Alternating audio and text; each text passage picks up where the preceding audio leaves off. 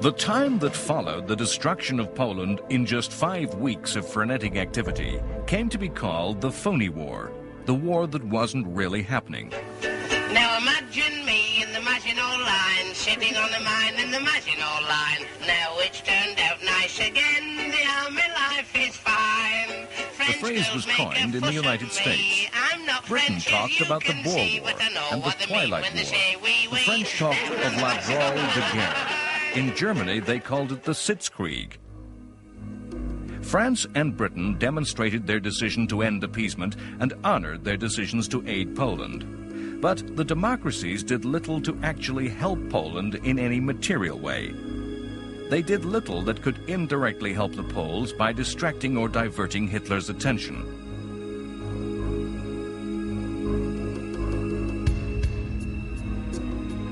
France's commander-in-chief, Gamelin, saw the war only in terms of defending France, repulsing a German attack.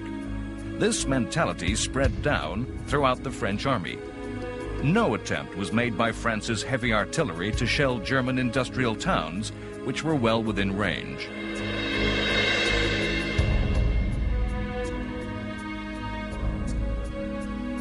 Small probing attacks were made into Germany. When the French reached the Siegfried Line, fortifications which were the German equivalent of France's Maginot Line, they stopped. The inactivity, the passive waiting, sapped the moral strength and the will of the French army, demoralizing the many thousands of reservists summoned away from their civilian lives. Britain proved equally reluctant to engage the Germans. Britain, in particular, was seized by fear of air raids. A proposal by the RAF to set alight the Black Forest was rejected, the bombing of German arms factories forbidden as an attack on private property. A proposal by Churchill to mine Germany's rivers, important arteries to the economy of the Reich, was rejected by both Britain and France on the grounds that reprisals might be provoked.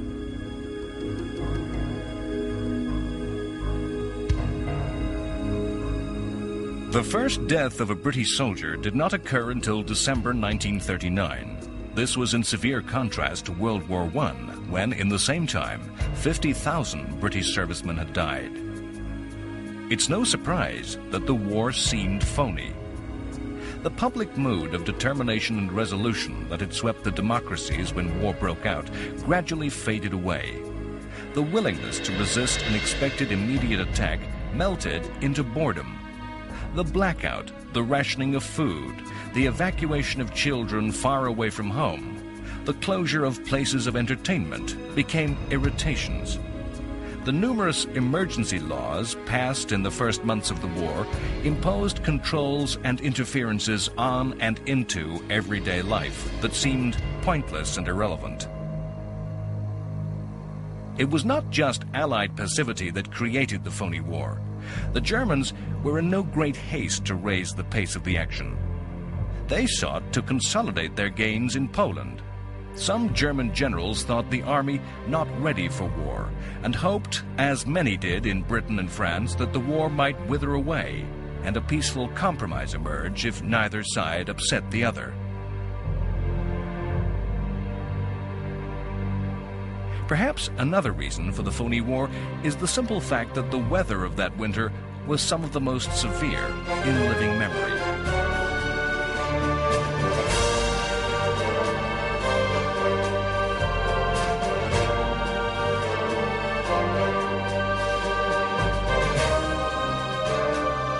It was only upon the oceans did the war seem real, not phony.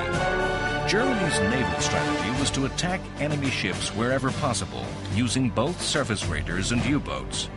In the very last weeks of the peace, numerous surface ships had slipped out of German ports and disappeared into the expanse of the ocean. The entire U-boat fleet put out to sea and took up position in the Atlantic.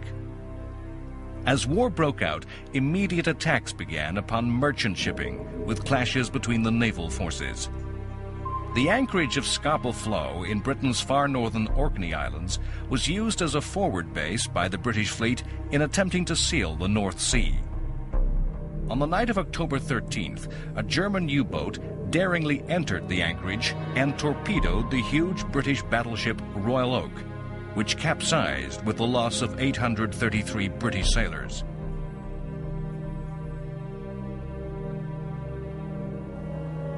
In the coming war, the U-boat and the aircraft carrier would become the dominant weapons of naval warfare.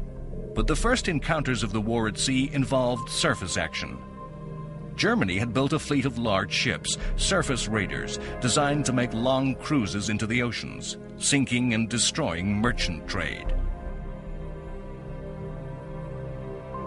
One such ship was the Admiral Graf Spee. She had sunk Allied shipping in the Indian Ocean and off the coast of South America had fought a battle with British forces, which she had powerfully outgunned. Engine problems forced the Graf Spee to take refuge in the neutral Uruguayan port of Montevideo. In classic subterfuge, the ships of the Royal Navy used false signals to convince the Germans that a massive British fleet was assembling over the horizon. The Germans chose to scuttle the Graf Spee. The encounter was presented to the British people as a great victory.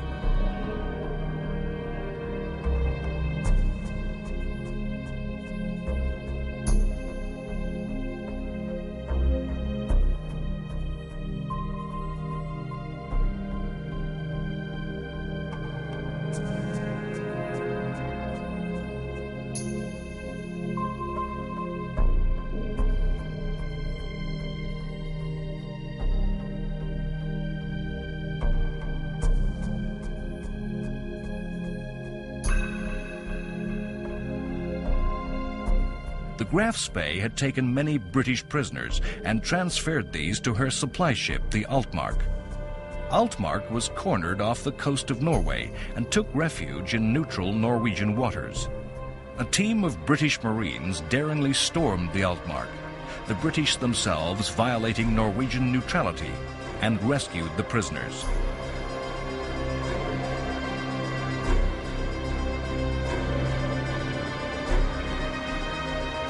Britain had learned some of the lessons of World War I and immediately introduced convoys against U-boat attack, resources restricting the extent to which escorts could be provided. Churchill, as Britain's First Lord of the Admiralty in charge of Britain's Navy, showed the wild, maverick side of his nature, insisting that defense measures were not enough and demanded search and destroy patrols be launched against submarines. This was against all advice, that this was proven to be a poor way to deal with U-boats. Churchill rejected the advice of the admirals. The result was that the British aircraft carrier the Courageous was sunk, and another badly damaged.